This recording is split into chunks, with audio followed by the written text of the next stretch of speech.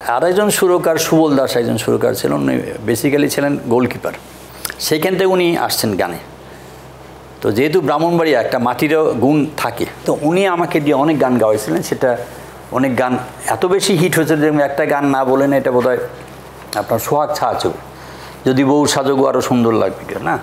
আর এর আগে আরেকজনের নাম না বলে না, এনাকে অনেকেই ভুলে গেছে। ভুলে যাওয়াটাই স্বাভাবিক, আমাদের দেশটাই হয়। মনসুর আহমদ বলে একজন সুরকার ছিলেন, উনার পার্মানেন্ট পরিচালক কিংবা প্রযোজক ছিলেন ইবনে মিজান। তো ইবনে মিজান সাহেবের আবার ভালো দিক খারাপ দিক দুইটাই ছিল। উনি বোম্বের ছবিকে ইয়ে করতেন।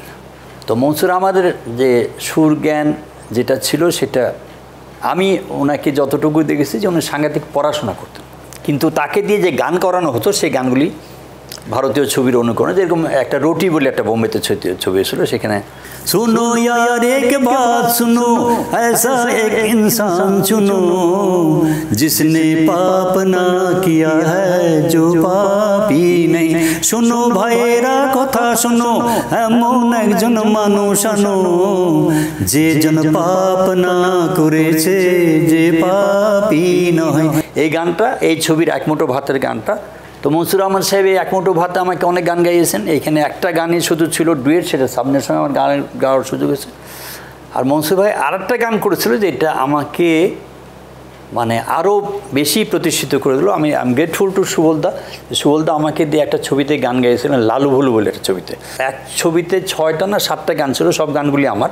কিন্তু প্রথম দিকে আমি গান গাইতে চাইনি এই জন্য, সেটা হলো যে আমি যেটা বিশ্বাস করি যে একটা সুরকার আমার জন্য কষ্ট করে গান সুর করবে, সেই গানগুলি যদি জনপ্রিয় না হয় তাহলে তো সুরকার সম্পর্কে লোকে একটা ব্যাড ইমপ্রেশন নেবে, আমার সম্পর্কে তো নিবি। লালু ভুলু ছবিটা ডক্টর নিরঞ্জন গুপ্তের লেখা। তো এইটা 1970-তে দোস্তি হয়েছে, যেখানে মোহাম্মদ রফি সাহেব গান গেছেন। এইটা 1974-এ হামরাহি ছবি হয়েছে পাকিস্তানে, যেখানে আহমদুদ্দিন মতো শিল্পীকে বাদ দিয়ে মাসুদ রানা আর সোহেল রানা বলে একজন শিল্পী ছিলেন, তাকে দিয়ে গান হচ্ছে, অনেক হাই পিচ ছিল। আবার এই গানটাই আপনার মান্না দে সাহেব এই ছবিটি গান করেছেন কলকাতাতে। এতগুলি লোকের মধ্যে আমি হঠাৎ গিয়ে গান গাবো, তখন সুবলদাকে আমি বলছিলাম, এবং প্রডিউসারও ছিল, এরা ভূঁইয়া ফ্যামিলির, নরসুন্দরী এইখানে। তো সুবলদা বললো যে খুশি এরকম ইনারা তোমাকে দিয়ে গান গায়। আমাকে কিছু মনে করেন, সুবলদা আমাকে দিয়ে গান গায়, কারণ আমি কাহিনীর জানতাম। এটা রফি সাহেব গেছে, মান্না দে গেছে, উনি পাকিস্তানে গেছে। আমি তখন ওই একটা গান ছিল, ওই গানটা আমি 15-20 দিন গাইছিলাম। পরে আমি লালু ভুলু ছবির গান গাই, এবং লালু ভুলু আর সুবলদার অনেক গান আমার গাওয়ার সুযোগ হয়েছে। এবং আমি গ্রেটফুল সুবলদার কাছে যে সুবলদা আমাকে দিয়ে একটা ওই যে একটা গান শিখেছে, ওইটা ওয়াদা ছবিটা, এটা আপনার গীতিকার মাসুদ করিম সাহেব এবং সুরকার সুবলদা।